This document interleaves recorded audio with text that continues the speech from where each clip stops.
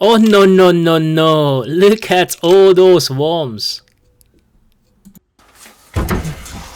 So I had this oak log hanging around in my wood store for some time, and I thought it is time to turn into a cool looking project.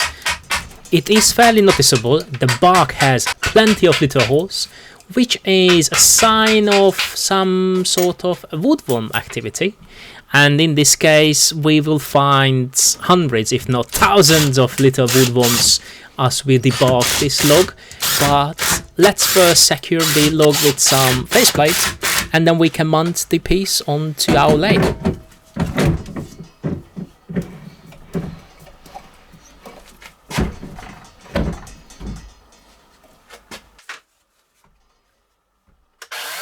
To save a little bit of time and get the piece as balanced as possible, I trim it with my cordless chainsaw, and also need to cut the end grain size because it is slightly longer on one side. I rightly haven't done the right measurement when I put the faceplate on, so it couldn't turn around. And now we can debug the log where I found the first little fella who is living underneath the bark, and then as I was removing more of those bark, then obviously a lot more little worms come to the surface. They are obviously absolutely harmless to human, however they absolutely love eating my wood. So here I'm using a big rubbish bag so I can collect all of them and very safely dispose them so they no longer threat to my oak logs.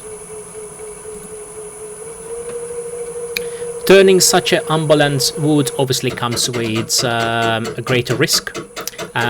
So I'm starting off the lathe probably around 200 RPM, which is definitely on the lower side when it comes to wood turning, just until it gets to a shape where I can ramp up the speed a little bit better.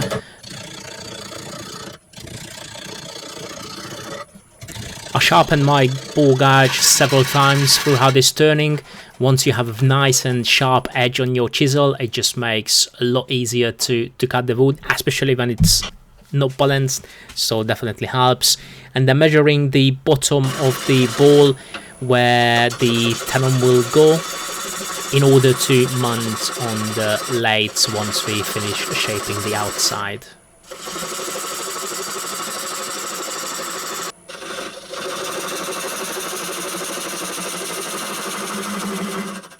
Throughout this piece I had several occasions where I thought I will stop turning this project because it just doesn't involve the risk. Especially here you can see some big cracks coming out of the end grain side.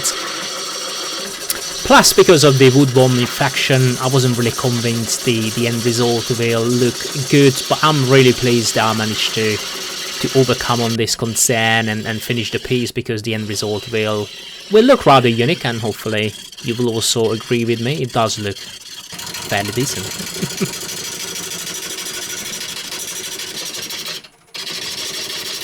Oops! I was certainly pushing a little bit too hard here.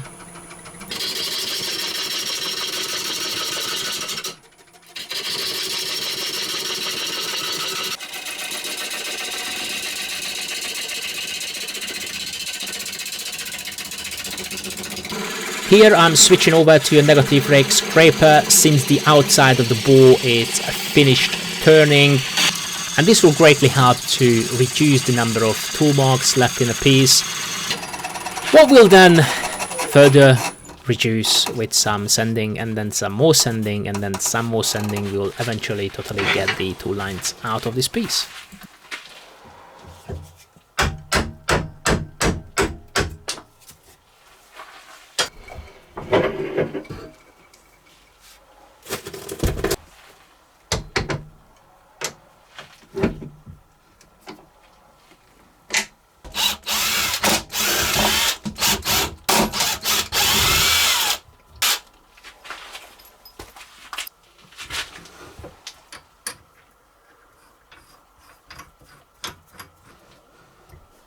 Here I will use a set of different Forstner bits from 30mm all the way to 80mm, I guess that's the biggest one I use. This will just help me to save a little bit of time coring the inside of this bore. I continue to run the lathe at a very low speeds. I think I'm going around 240, 250 RPM with regular recleaning of the sawdust and all the wood shavings.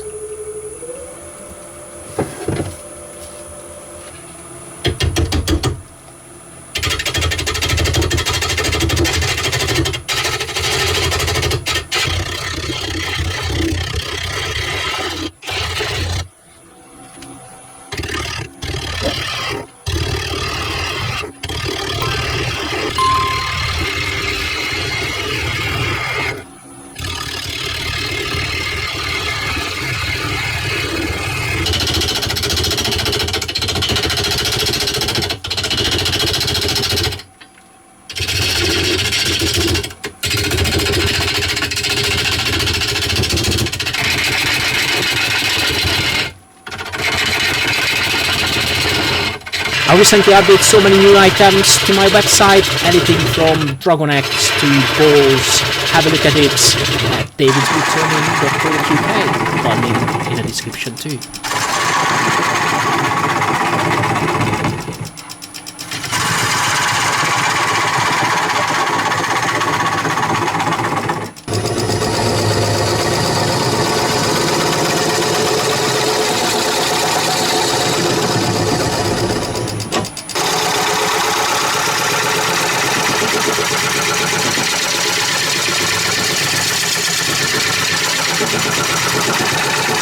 I wasn't quite happy with the live edge, how it turned out after turning this piece. As you can see, there are some tear outs as well throughout the turnings.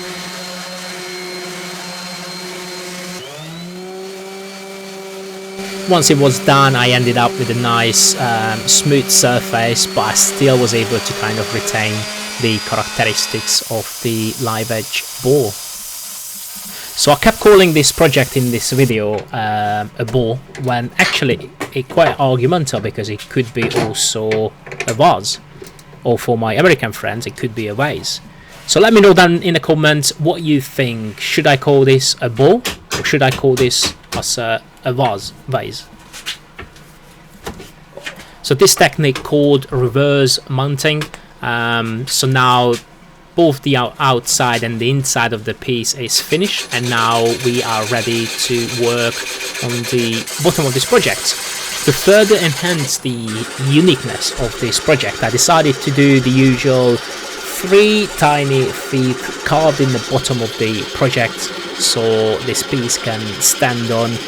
Certainly it wasn't me who invented this tiny feet, but I definitely love utilizing it in my project. I think it just gives the additional spin on the project to make it look outstanding.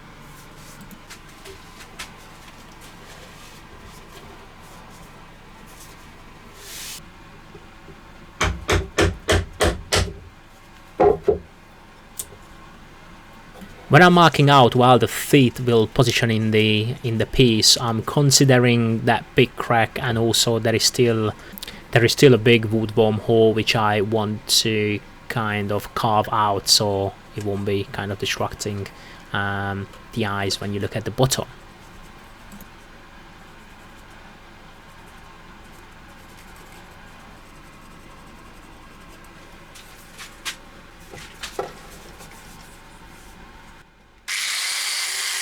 I'm using this Proxon long neck angle grinder with a carbide disc on it, what eats through the wood very easily and leaves a very nice finish, and with a bit of sanding it can be smoothed out very nicely.